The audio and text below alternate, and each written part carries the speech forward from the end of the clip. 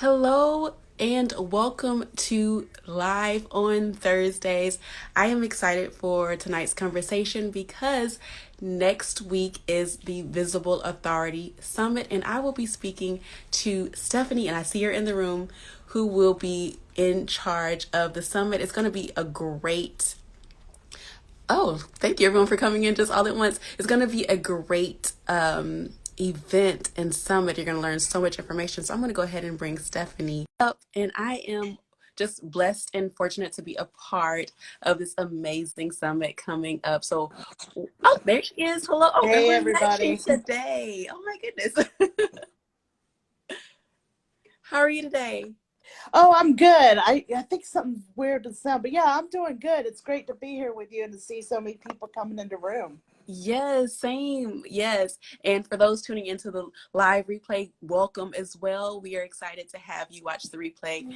And tonight we are here with Stephanie, and you have an amazing event coming up, which I'm very excited to be a part of, called the Visible Authority Summit next week. So tell us about that summit, and then I'm sure we'll talk about sneak peeks from my presentation and other presentations as well.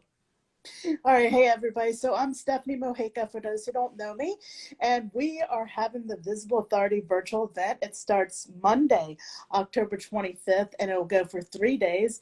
Hey, Samantha, I see one of our other speakers dropped in the room. So yeah, what we're going to be doing is we're going to, for 3 days, be having all sorts of presentations on visibility and authority. Everything from TikTok and LinkedIn and Instagram and Facebook, as well as things like creating courses and writing and publishing books and so much more. And we would love to hear about what you're going to be talking about. Yes, I'm excited about that. What I will be sharing is about how to scale like a mogul. And it really just stemmed from me thinking about what I wish I had known early on in my business experience. And one of the things was business systems and automation. So I will be sharing some key points of how you can start your business in automation, even if you've never heard of it or you're just clueless about where to start. I'll share an actual framework that you can use to start your business processes and automation, and then also share some tools with the audience as well. And there's going to be so many other amazing speakers who I had the pleasure to meet with a few weeks ago. So thank you for having us be a part.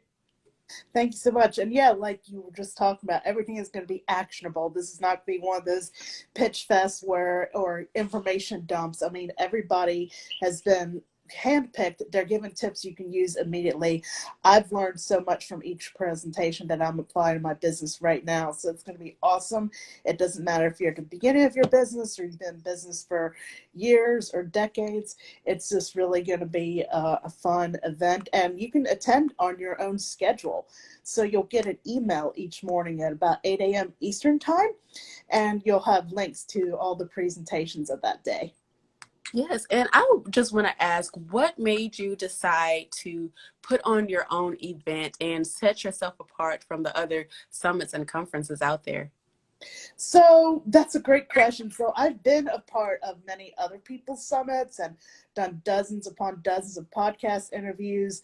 And I will be honest with you, it's not exactly always been my comfort zone, but I just, I have a coach. I'm one of those coaches that firmly believes in having at least one coach. Mhm. And she and I were discussing things to really increase my email list and just increase, obviously, my visibility and authority.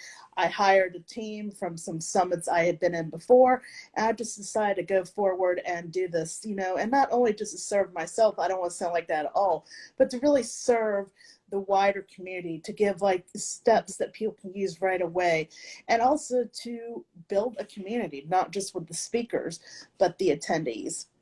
Definitely. And I really just commend you. It takes, I know from firsthand experience how much it takes to put on an event. And it's just been an amazing experience to see the behind the scenes. And I know it's going to be amazing next week. And I really just want to touch, like, whenever I talk with other coaches and learn more about their background, I really just like to dig in deep into how they got started into entrepreneurship.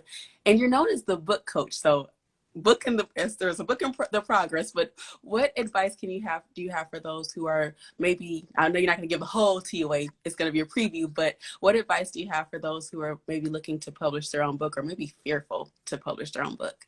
Well, I think it's very common. I've been a writer my entire life, and when I published my first book, I actually had to work with a writing coach as well. So even though I had gone to college for writing and had been a journalist, so I think the first thing is there's no shame in getting support, whether through a coach or like a writers group. Just be careful; some writers groups are better than others, or taking a class in person or online. So I don't think I think a lot of people think writing has to be a solitary event, and it can be, but and also what makes it impossible for some folks to get their books written and out there in the world. So there's no shame in getting some kind of support. I think another thing is to try not to overthink it. Mm-hmm. Times have changed. 20, gosh, almost 25 years ago, I'm dating myself, when I was graduating high school, it was way different. The self-publishing world was very new. Traditional publishing was still, what everybody thinks it is today. And the landscape has changed, and more people, our society has changed, and we want to hear more voices. I mean, almost all of and I'm just going to talk freely with you like this because we're both women of color, and I don't usually get to have these conversations Mm-hmm. publicly. Mm-hmm. But when I was in college, we studied all, white, male, old writers. And there were a couple of classes like women's writers, and the professors did a good job of trying to make sure there was racial diversity in that group of women writers. Mm-hmm. But, for the most part, the literary world has really been dominated by white men. Not that I'm trashing white men. Believe me, I love some of y'all. But I just think it's critical for women, all women, and especially people of color as well, to get their voices out there. I think there's a lot of fear still around it.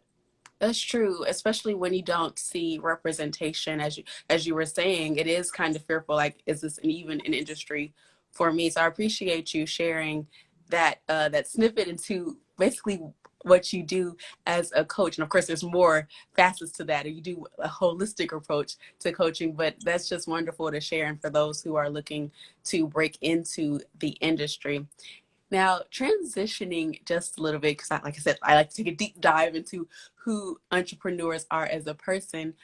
What has been your defining moment so far, or do you think that it's still waiting to happen? I wouldn't say I can think of one defining moment. I mean, there's been a series of them, and I think I'm different from a lot of people. I first got paid to write when I was 14 years old.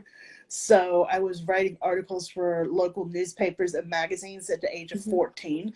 So I always had some kind of side hustle, even when I had a full-time job. Like I was editing people's books, I was, coaching people, teaching people in some capacity. So I think my path has been somewhat different, but I think like the defining moment, I guess, was when I quit my last newspaper job about 8 years ago.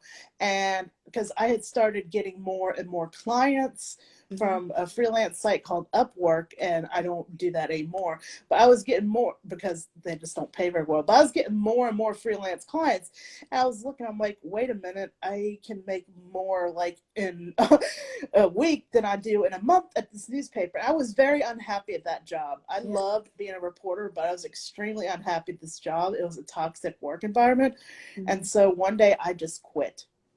Now, that's not necessarily something I recommend to just quit without a safety net, because I was an underpaid journalist, Mm-hmm. but I gave up my health insurance and everything.